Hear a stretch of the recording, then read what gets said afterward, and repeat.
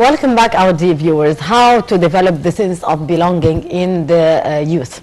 How to make our young generation aware of all the sacrifices and the great duties and great price which were paid by the armed forces and the martyrs in order to gain each piece of land during the 1973 war. Great achievements that the armed forces did do, and many actually did sacrifice their lives during that war. And actually the armed forces and the police are still sacrificing their lives for the sake of the country till this very moment in the war against terrorism. To shed light more about how to develop the sense of belonging in the young generation, we are very much delighted to have our dear guest in the studio, Ms. Amira Masry, our human development expert and educational expert. Good morning, Amira. Good morning. Good morning, Amira. Now, we as kids, our parents used to talk to us about the army, Egypt's history. Apart from the school, they used to talk to us about what the Egyptians, both men and women, used to do for their country. It was like this was part of our upbringing. But I noticed that this is no longer going on, and the younger generations now, who became mothers now, they don't do the same as our parents used to do with us. How do you see that? Well, first of all, I 100% agree about what you just said. And it's a really important and very critical topic. And nowadays, the theme is more of, I don't want to live in this country, I want to leave. And a lot of things that actually people who are saying so, they don't understand.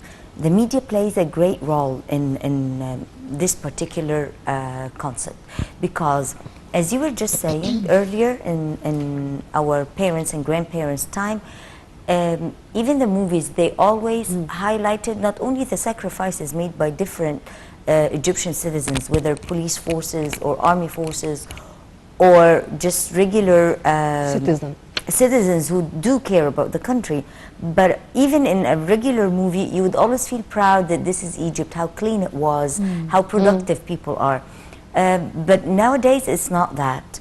The younger parents are not very attached to the country, but they haven't tried anywhere else. And if they do, they are going more for vacations. So they don't really understand. I'm talking about a superficial level of making sense of belongingness. I'm not talking about how it should be embedded in a child's character yet. But I'm talking about the superficial level. If you have money and you're going on a vacation, you'll see the best out of a country. But when you're living in a country with all the hardships and everything, it's different. So those who believe if they travel to the Western community will have a better life, they don't really understand. Because they haven't tried to go work and live a full-on life in residency over there. I'm not saying it's bad over there. There is a system, there is a great lifestyle, but you're working it's not close, you mean? It's not the easy, rosy life that people here can get away with waking up 30 minutes after the working hours and apologizing. This is definitely a no-no abroad. So what I'm saying is people watch the movies and imagine a dreamy life that doesn't exist. So if they just face reality, they'll understand that the community and the culture they are within is what suits them best. I'm not saying it's good or bad. I'm just saying that this is what suits you because this is the way you were brought up and this is the way you know how to handle. But on the other hand, I really like the, what would I call it, the last move done by the media and the government when they put the movie Al-Mamar for display. As young as I am, however, I'm just making it, I really like the movie so much, but I kept comparing it to old movies. So it was beautiful, but for me, I was like, I'm more attached to the old movies. But for the younger generations who were watching the movie, they were fascinated. As if, and that was a surprise for me, as if they haven't seen things like this before. They didn't know. So I was like, didn't you watch? And I named a few movies. They were like, no, we haven't. Because it's becoming repeated every occasion. So They don't watch it at all. So Al-Mamar was a new movie with new stars, with a New modern techniques, of course. Exactly. And So the youth were very, very excited and happy about watching it. And I wouldn't say it created the sense of belongingness, because of course not. But at least it highlighted something where educators and parents and everybody can start working on. yes.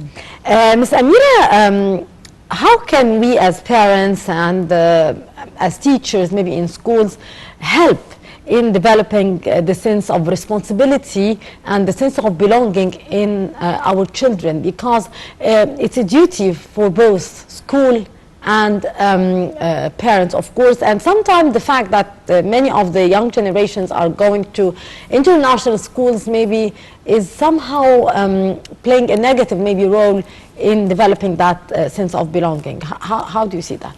I agree 100%. However, I realize that a lot of international schools have started noticing that. But the point is, you better reinforce it rather than force it.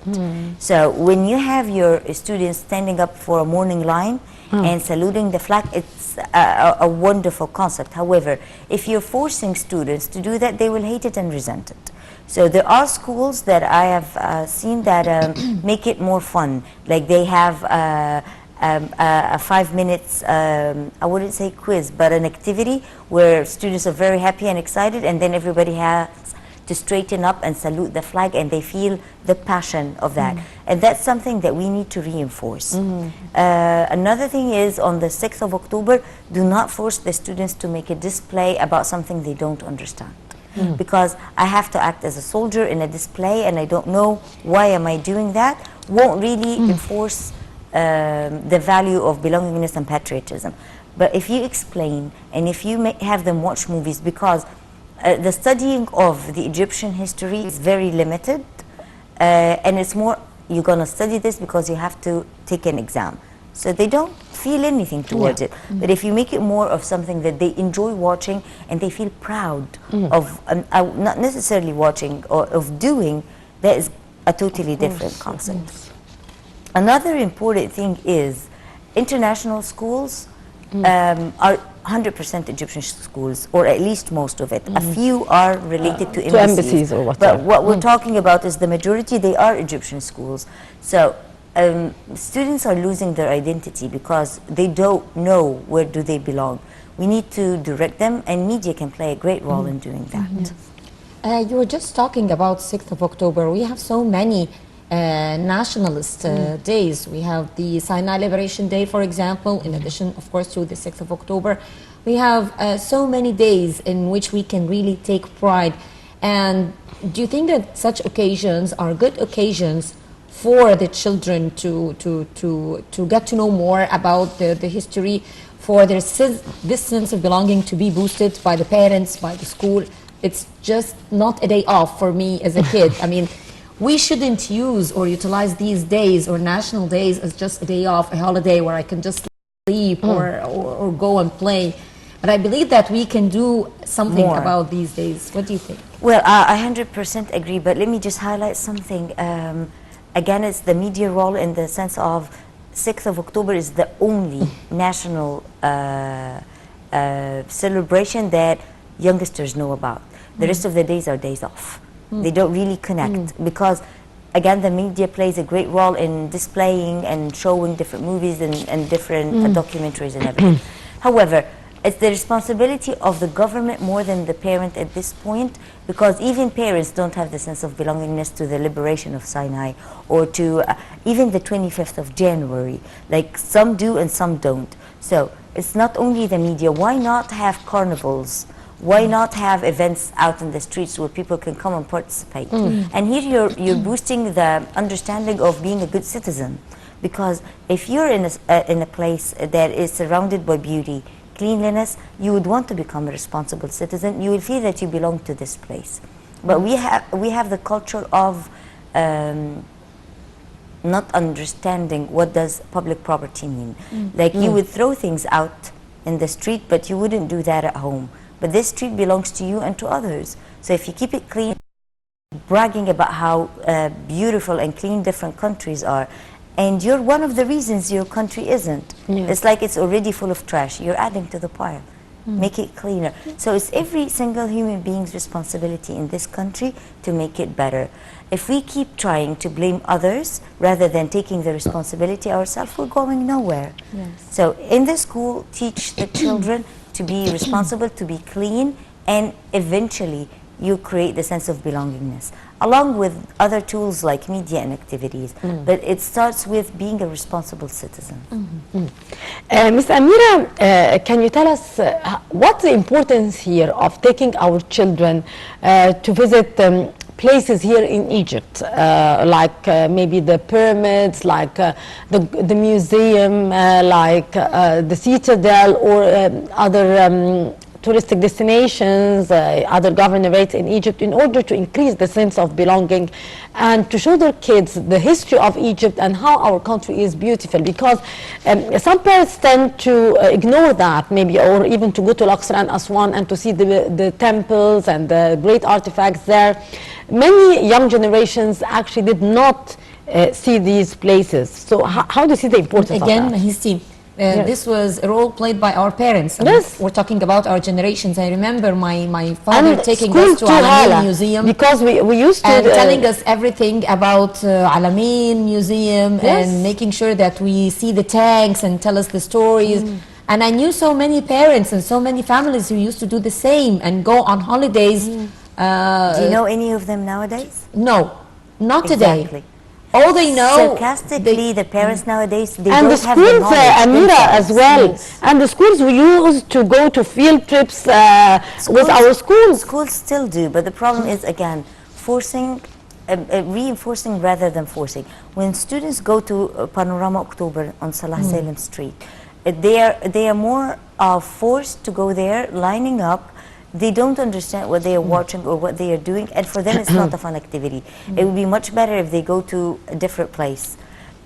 So how are we I believe preparing that our... started to change, Amira, Yes. because now the new places I have just visited the Air Force Museum recently, and I was actually fascinated because they know how to attract kids. I saw kids It's not going only on the school trips. responsibility of Now them. they have this new vision of Yeah. attracting the children. They have the activities, the fun, the playground, the real stuff, the real airplanes, and very young guides telling them the stories. So I think that the strategy even started to change. I'd be very happy to hear so, but because I haven't seen this yet. Yeah. But that is what we should be doing. 3D movies. That's beautiful. Yes, stuff like And that. it's not only, like they have done their part, and this is amazing. The school should do its part, and the parents should do their part. But parents are too busy, and we've discussed that Yes, in different indeed. occasions. They are too busy making sure that the kids have everything they want, rather than building up their characters. So if the parent is too busy making money, making sure that he's generating enough money to please his children, he doesn't have time to sit down and talk and take them out and show them different places. Even in holidays, as we were just talking, because now the mindset of the kids has changed. I do believe that we were much simple kids. Our demands were much... And our expectations yes, were way less. than So now the kids, to fascinate them or to convince them with something is quite difficult. Make sure that they don't, they are not addicted to the technology, and you're gonna have a great life. And I But have this is parents always around. the case, Amira, and we have discussed this Yes, several times but community together. too. But there are parents who The have parents limited time. themselves, the parents themselves, and the technology. kids. You do see the whole family. Everyone is just looking at their phone. They are not communicating. Unfortunately. And the problem is that doesn't only distance them and doesn't give them the time to discuss matters and communicate, Yeah. or even go out together, but it also, especially for the youngsters, have them have the wrong information and news through different sources, and they believe it's a fact. So if there's any post that says Egypt has lost $1 billion, they're going to believe it, because they don't know how to verify information, and we should be very, very careful with that. You did raise here a very important issue, which is how to verify the information, because it's very tricky and very dangerous that all the kids are having these apps or whatsoever, or the social media, which could actually be used to spread rumors and false information. Indeed, social media in particular is very dangerous, especially for the youngsters. And it's not very easy for you to teach them how to understand what are reliable sources. And even if you do, there's something in psychology. Let's say if you see a post and you know it's not true, and then you see it a week later, you still know it's not true. A week later is going to start making sense to you, and it's going to be logic. So whoever is posting this post has reached his target. Some would really believe it, some would deny it, but because of repetition, it's going to become more of a fact. Indeed. So I realized that I'm not sure if this is, I cannot verify it myself. There is an institute that's related to the army forces, and they every now and then post things over Facebook to boost the moral and to have the people feel that they belong, and it tells news, but still it's not a reliable source. And how am I going to know if this is a reliable source or not? Because sometimes people are using and in the middle you would see something that is a little bit indecent or hurtful, and you'd say, I wouldn't believe that this is coming out of a governmental institute, but who knows, because it has the logo and it has the name. Sometimes there are frauds. So I'm talking about somebody my age, talking about 10, 12, and 15 they years could old. Be easily manipulated. Exactly. We're talking here about boosting the sense of patriotism and the sense of belonging for children. And we're talking about the role of the school, the role of the family, and of course the role of the university.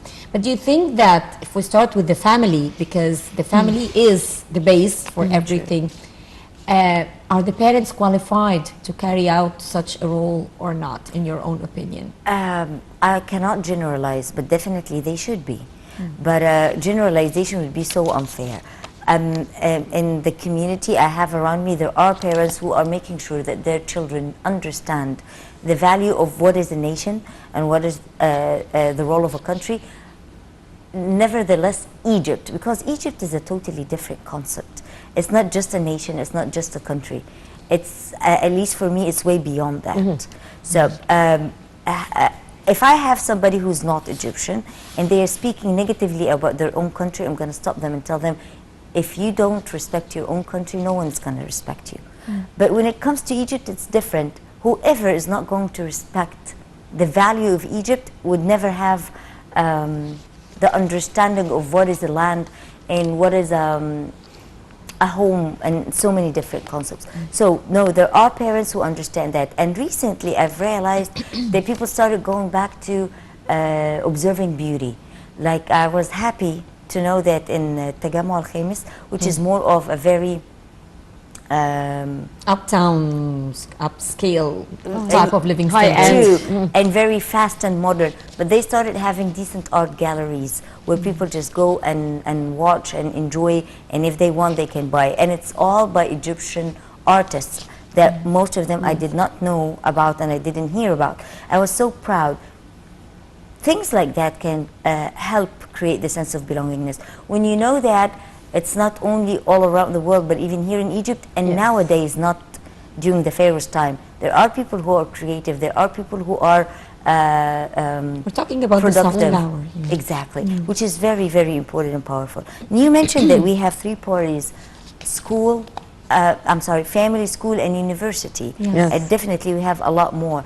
But if we're talking about that, each one of them has a different role. And university in particular, make the students productive, have them do something, find out those who are interested in presentations and have them do different activities, such as being ushers for a conference or something. Those who like making money and have them make booths, because at this particular age is very critical. It's either he wants or she wants to leave the country and start up a life, or they feel that there is a potential and they can do something good over here. That's very important. So each part has a different role, and I hope that each one of them plays it effectively.